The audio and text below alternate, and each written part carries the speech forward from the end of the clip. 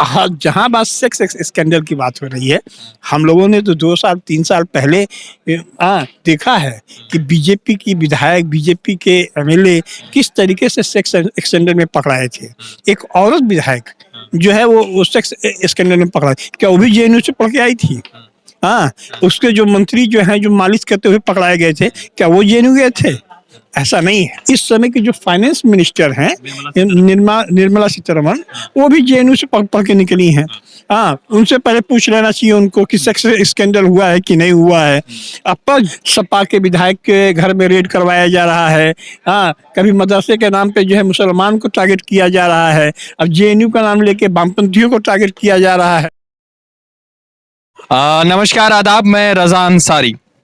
उत्तर प्रदेश का चुनाव है। आज कई जगहों पे योगी आदित्यनाथ के खिलाफ जो है भाजपा की तरफ से, या कह सकते हैं कि बसपा की तरफ से और सपा की तरफ से लगातार प्रदर्शन का माहौल है। तो दूसरी तरफ उत्तर प्रदेश सरकार में ठाकुर रघुराज सिंह नाम करके एक व्यक्ति है जो विधायक है, मंत्री है योगी सरकार में। अब उन्होंने जिस तरह से जहर उगला है वो कहीं ना कहीं हिंदुस्तान के सेकुलर स्ट्रक्चर को और जमहूरियत का कत्लेआम कर रहा है, क्योंकि यही व्यक्ति 1 साल पहले कहता है कि मदरसे से सिर्फ जो है आतंकवादी पैदा होते हैं, और आज कल जो है एक बयान अलीगढ़ में दिया गया है, और वो भी अमित शाह के मौजूदगी में, कि जेएनयू यानी जवाहरलाल नेहरू यूनिवर्सिटी में सेक्स स्कैंडल चलता है, और उस सेक्स स्कैंडल में दीपिका पादुकोण भी जाती हैं और राहुल गांधी भी जाती है। और आपको बता दें कि जेएनयू एक विचारधारा जो है वामपंथियों की विचारधारा है, और एसएफआई का वहां पर जो है कैडर बेस है। तो हमारे साथ सीपीआईएम के कैडर है, और उनसे जानेंगे कि ये किस तरह से बयान है और किस तरह से जेएनयू के खिलाफ लगातार बयान चल रहा है। मिश्रा जी, सबसे पहला सवाल यह है कि बीजेपी के लोग 2 वर्गों पर बहुत हमला करते हैं। एक जो है एजुकेशन, और दूसरा है मुसलमान कहीं भी नजर आते हैं उनके ऊपर हमला है। और जो सेकुलर स्ट्रक्चर जो कांग्रेस या कह सकते हैं सीपीआईएम या दूसरे छोटे बड़े दल जो बना के रखे थे उसको तोड़ने की कोशिश में लगी। तो ये बयान जो आया है कि सेक्स स्कैंडल होता है जेएनयू में, किस तरह से सीपीएम स्ट्रक्चर को या विचारधारा को तोड़ रहा है? देखिए, सबसे पहली बड़ी बात यह है कि जब भी भारतीय जनता पार्टी जो है पहले मदरसे के ऊपर में बोल रही है, हाँ, पहले मैं उस पर बोलना चाहूँगा कि मदरसे का तो हर एक अदारा है, एक धार्मिक अदारा है जिसमें गरीब मेहनत कश मुसलमान के बच्चे पढ़ते हैं। उसी तरीके से आरएसएस का भी एक नए गुरुकुल के नाम से है, सरस्वती विद्या मंदिर के नाम से है, उसमें भी गरीब तबके के धार्मिक लोग अपने बच्चों को पढ़ाते हैं। जेएनयू में सेक्स स्कैंडल पहले इसको खत्म करने थे आपको। तो मदरसे के अंदर में जो पढ़ के लिख के निकलेगा धर्म के हिसाब से, चाहे धर्म हिंदू का हो मुसलमान का हो, कभी भी जो है आतंकवाद या नफरत के ये सब नहीं सिखाता। वो धर्म के बारे में सिखाता है, अच्छा बनो, बढ़िया बनो, खूब तरक्की करो, धर्म को भी और जहाँ पे आप रहते हो उस देश को भी, हर धर्म में है, इसमें कोई दो राय नहीं। ये राजनीति जो है भारतीय जनता पार्टी की, आज विधानसभा का इलेक्शन जो है 2022 में होना है, ये तमाम चीज़ें आएंगी। अब जिस तरीके से आप जेएनयू का बोल रहे हैं, तो जेएनयू का जहाँ तक मसला है, जेएनयू पूरे हिंदुस्तान के अंदर में टॉप यूनिवर्सिटी है, जहाँ से एक लोग जो है पढ़ के निकले हैं। इस समय की जो फाइनेंस मिनिस्टर हैं निर्मला सीतारमण, वो भी जेएनयू से पढ़ के निकली हैं। हाँ, उनसे पहले पूछ लेना चाहिए उनको कि सेक्स स्कैंडल हुआ है कि नहीं हुआ है। अब पर जेएनयू के अंदर में जो गरीब तबके के बच्चे, चाहे वो मध्यम वर्ग के, अगर जिसका माता पिता जो है वो रिक्शा चलाता हो, ठेला चलाता हो, गरीब आदमी हो, वो भी पढ़ लिख के जो है वहाँ पे बच्चे को वहाँ पढ़ा सकता है, बशर्ते कि आपका बच्चा जो है क्वालिफाइड हो, अच्छा पढ़ा लिखा हो। यकीनन जो है वहाँ का जो यूनियन है, एसएफआई या बोलेगा सीपीएम का विंग्स, इसको आप बोल सकते हैं, वामपंथी विचारधारा बोल सकते हैं।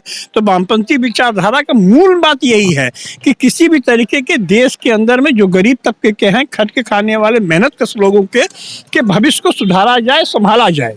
हाँ, आज विचारधारा से जी 100%। हाँ, सवाल ये है कि सीपीआईएम विचारधारा का अब तक का जो सबसे मजबूत अदारा है वो जेएनयू है। हाँ। और कहीं ना कहीं भाजपा के खिलाफ लड़ने में या विद्यार्थियों में कह सकते हैं कि जेएनयू सबसे प्रथम नंबर पर आता है, कई मामलों में देखा गया। तो ये किस तरह से जेएनयू की क्रेडिबिलिटी या उसके जो शिक्षा संस्थान का जो रैंक है उसको गिरा रहा है? इनके बोलने वोलने से कुछ नहीं होगा। आप देखिएगा एक समय में जेएनयू के अंदर में आतंकवाद का नाम देके बहुत से विद्यार्थियों को, बहुत से स्टूडेंट लीडर को जो है जेल के अंदर में डाल दिया था। उससे कुछ मोदी जी कुछ नहीं कर पाए, अमित शाह कुछ नहीं पाए, तो रघुराज प्रताप सिंह क्या ये सब क्या करेंगे?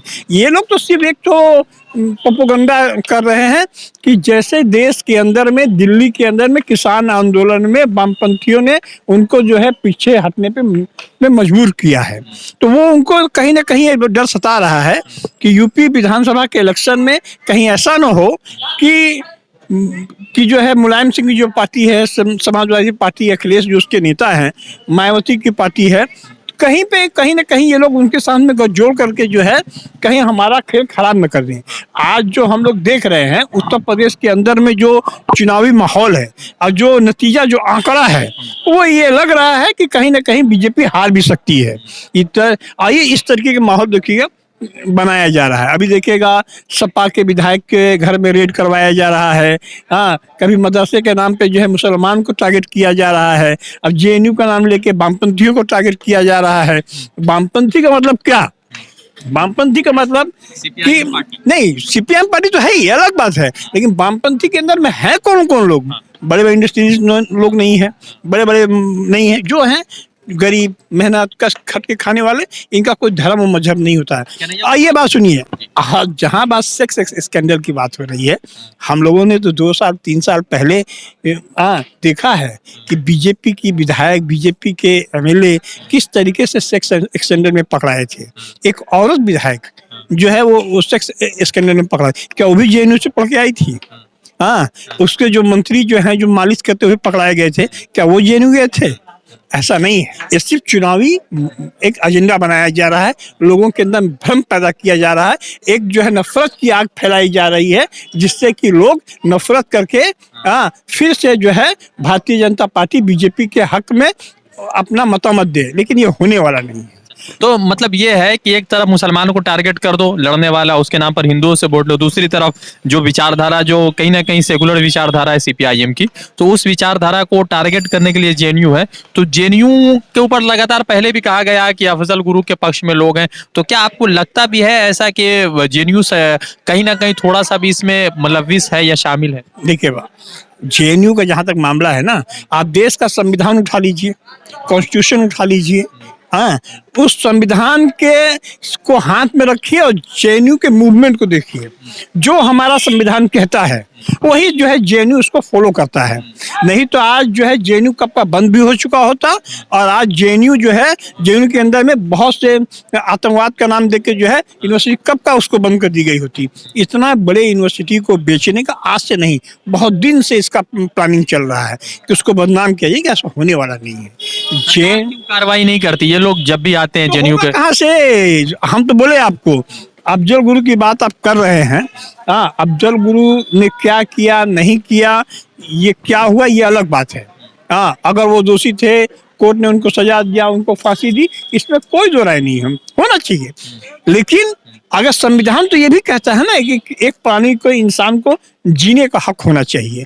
हाँ, उसके लिए जो है आपको मिलना चाहिए। अब देश के बहुत से अलग अलग जो है, जो अभी देखिए राजीव गांधी के जो हत्यारे को फांसी कहाँ हुई?